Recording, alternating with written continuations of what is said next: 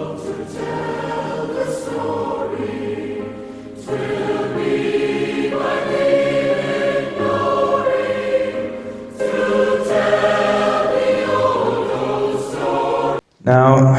my sermon topic today, based off of the readings, and of course, Father instructed me today, as I did the readings, not to go into the gospel. But there is a interesting point in the gospel that I will say, and that is when, of course, we all know the story of Thomas, how Thomas was not there when Jesus appeared to the disciples.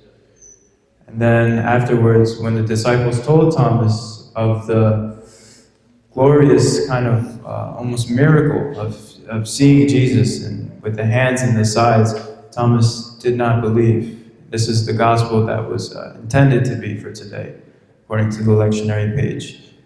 And Thomas said that I will not believe until I can touch the nails in his hands myself and touch his side. Of course, Thomas wanted to have the kind of outward feel, there's a saying that if I don't see it, I will not believe it. And I think Thomas could share in that regard, to have the same kind of mentalities and thoughts provoking him.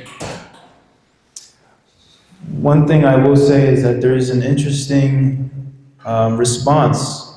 Of course, the time when Thomas was with the disciples and Jesus did appear, Thomas was in shock. And Jesus told him to touch the nails marks in his hands and touch the sides of him to show his affliction. And of course, we all know the story that Thomas said, "My Lord, my God." So it took Thomas to have to actually see. And in my opinion, of course, I can't say it's factual, but I will say in my opinion, the reason I believe that Jesus did such a thing is to prove a point. Because Jesus understood that Thomas wanted the outward manifestation of seeing things, to have the kind of assurance. And how I can relate this in a worldly sense, maybe if we are in spiritual anguish in times, maybe when we're at a loss of hope in ourselves, in other people, maybe financial disasters, things of that sort. Things not going according to how we want them to go. It is during these moments when we experience really trying times. And during these really trying times, we search for more so outward things to help us to seek the kind of reassurance. I will share with you all a quote that Christ made in that gospel reading. And I think it's a quote that is very much a powerful quote, one that is worthy of much discussion. He said, "Blessed are those who do not see, yet believe."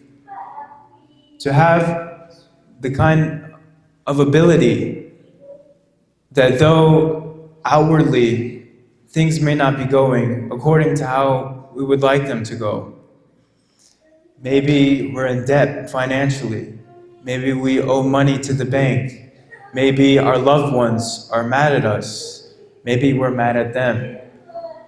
Whatever the situation may be, to have that assurance inside, as much as we have those conflicting feelings, those feelings that tell us to hate instead of love, those feelings telling us to shy away from what may be conducive to our growth in life.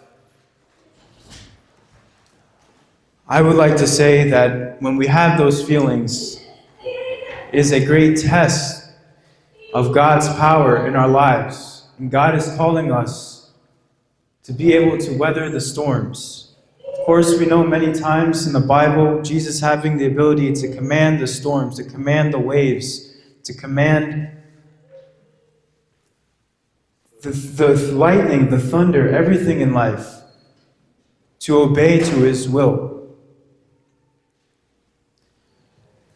So, likewise, when we have those storms inside of our own souls in life, when we have those waves beating across of us, it is a call for us to command those waves. Now, of course, we all know storms and disasters, hurricanes. These are brutal conditions in life, brutal, storms that can kill, that can take down houses, that can destroy families and things of that nature. I remember there was a tsunami in Japan years and years ago when I was very little. It had devastating effects on the whole environment. Houses were torn down. Families were separated. People were killed. Very disastrous stuff. Ladies and gentlemen, these storms are something that very much go on, not necessarily in an outer sense, but something of an inner sense of what goes on in our souls. We have these ravaging winds. We have these lightnings and thunders that go on. It is the battle between good and evil. Our ability that God gives us, because the one thing, if we can take in, that is definitely ours, is our choices in life. We all are gifted with gifts from God. There is no one who is cut off. There is no one who is born a chaff. God does not make mistakes. In all things, we are all a part of God's wonderful creation. I've used this quote many times, and it's one of my favorite quotes. And it comes from a Chinese philosopher by the name of Confucius, who says that under the stars, under the heavens, we are all but one family. It just so happens that we are different. People are born of a different color. People are born of a different hairstyle. But yet, everyone comes from the same roof, and it comes from the same Creator, and that Creator is God. Going back to what I was saying of our choices in life, we all have the ability of choice. We can choose to do right. We can choose to do wrong. We can choose to love. We can choose to hate. That choice, going back to what I was saying about gifts that come from God, that choice that we have is our gift from God. Even though it comes up despite conflicting feelings and emotions, I always like to think of a tug of war, how one hand is getting pulled to one side and another hand is getting pulled, and both are in conflict with one another, from one side wanting to take it on one side and the right wanting to take it on the right. I'm sure we see it in cartoons, things of that nature, of the angel and devil on the shoulder. These are very much real things that we experience in life. They are spiritual, and what I mean by that is that we don't see it with our naked eye. But best believe it is something that is real.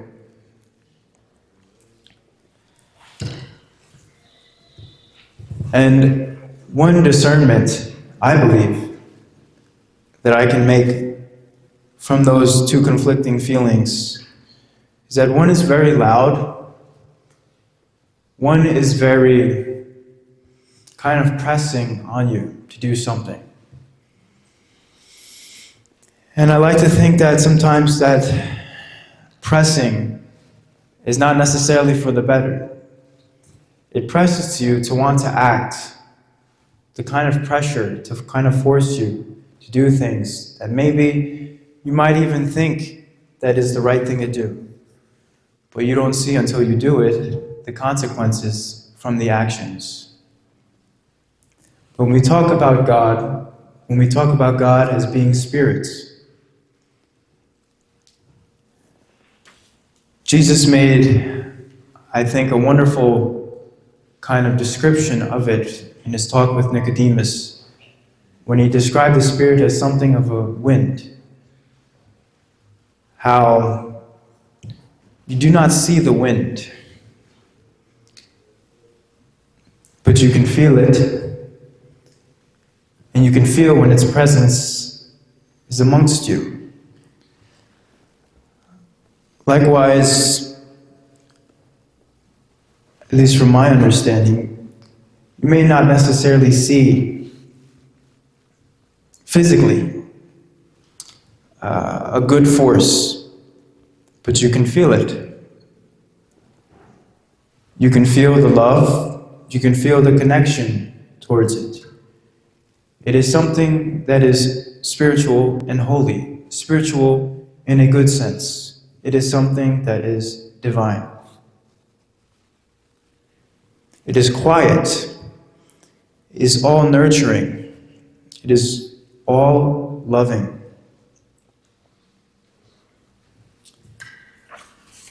In life, we will all meet with one form of calamity or another. No one lives on this earth in complete paradise. We all suffer. We all go through turmoils. I've always thought this. We're all very great actors in the sense that we can feel these things, and yet when we go out into the world, we can put on the best mask that everything is okay. I would go as far as to say we're all good nominations for Oscar winners. That's how good as our acting is.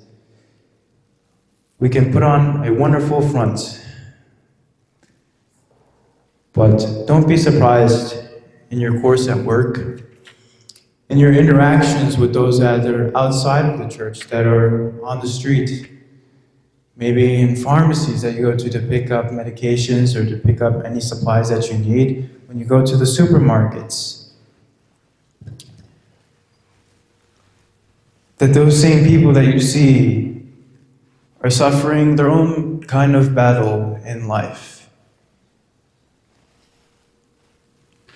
And it's for this reason that we are called to be kind and compassionate towards all human beings, because all human beings come from the same divine source, and that divine source is God.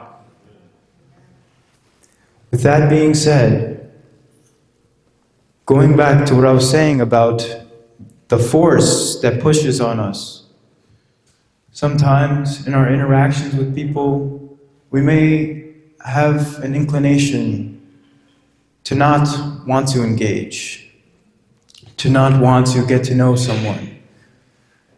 A lot of times we can already have preconceived notions about people before we even met them. God calls us to put all those things aside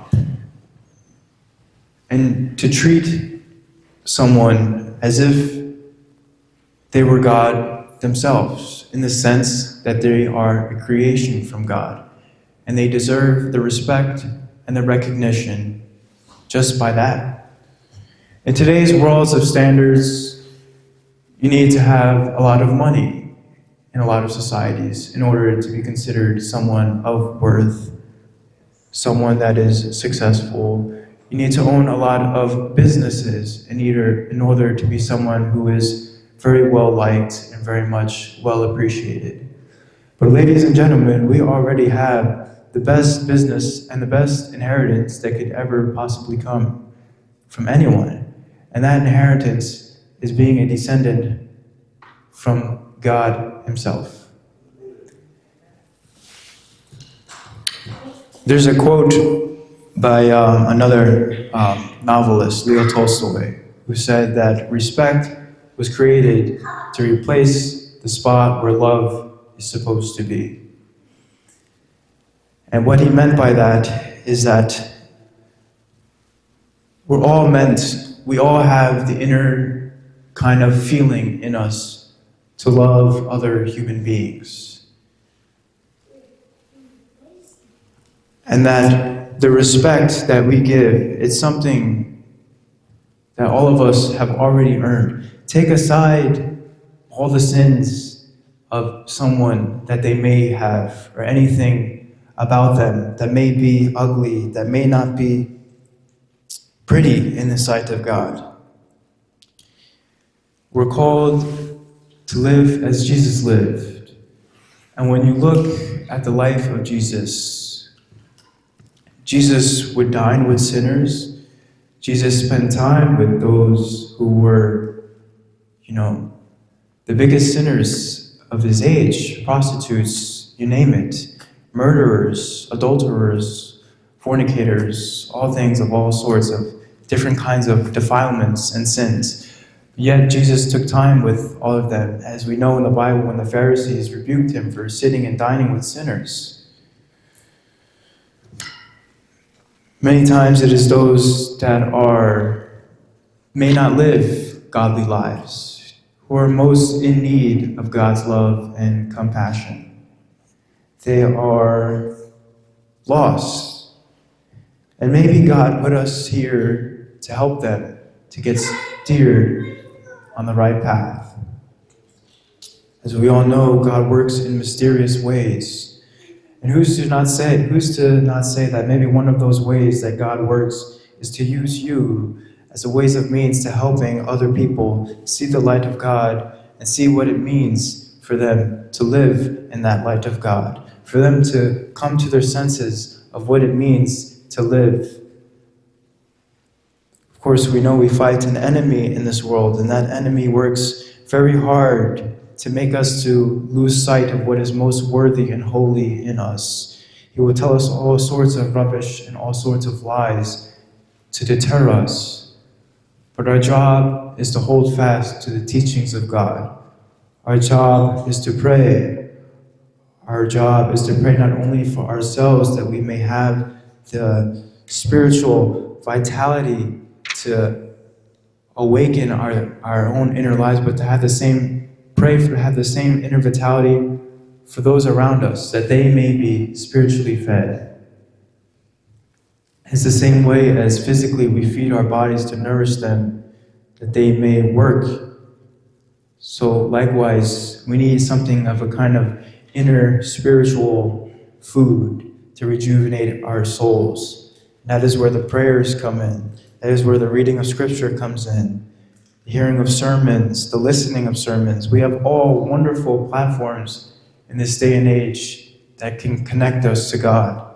So much so that I even feel those during the biblical times, if they saw what we had, would be envious at all the means of which that we have, that we can grow our spirit. There's many scriptural references on YouTube, on websites. There's many sermons that we can find now on YouTube and things of that nature.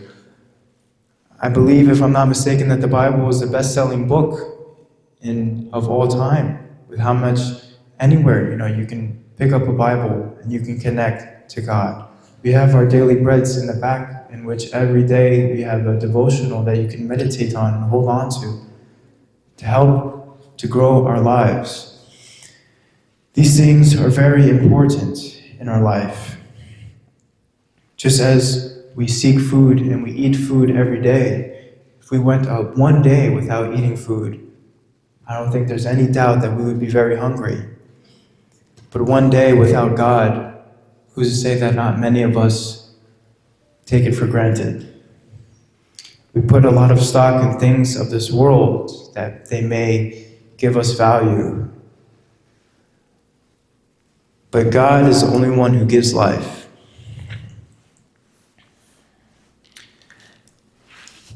As we know, man and woman are tested by trials in life. As I was saying before earlier in my sermon of how we go through calamities in life. Everyone is tested in one way or another. I will all have you know that iron is something that is tested through the fire. Diamonds and gold and things of that nature is something that is put through a fire to see if it is pure gold. It is something that can withstand. Now, I think that's something very interesting to take into consideration, because I do believe that testings are followed by spiritual victories in life. After we triumph, after we succeed in life, it is usually at such moments that the devil comes to attack us. It is usually at those moments that the devil will come to fill you with lies, to fill you with deceit, so that you can deter. Because the closer you climb up that ladder to get to spiritual heights, the more demons will work to drag you down. Because of course, if you did get even higher, who knows, you might even realize that you don't need any things of this world anymore. And of course, that is not something that they would want to have you come to your senses to find out. So in life, as James says, see all these trials, see all these means as good, as something that tests our characters, as something that grows our spirits, because indeed they are just that. And with that, we will grow closer to God, grow closer to love of ourselves and of God. And of course, all in all, we will live happier, more fulfilling lives. In the name of the Father, the Son, and the Holy Spirit. For prayers and counseling, call, text, or WhatsApp us at +1 908 941 6688. Email us at office@messiahplainfield.org. Check us out on our website at www.messiahplainfield.org. Like us on Facebook, the Anglican Church of the Messiah, Plainfield, New Jersey. Follow us on X, Twitter, at Anglican Church 6. Subscribe and watch our YouTube at Anglican Messiah TV.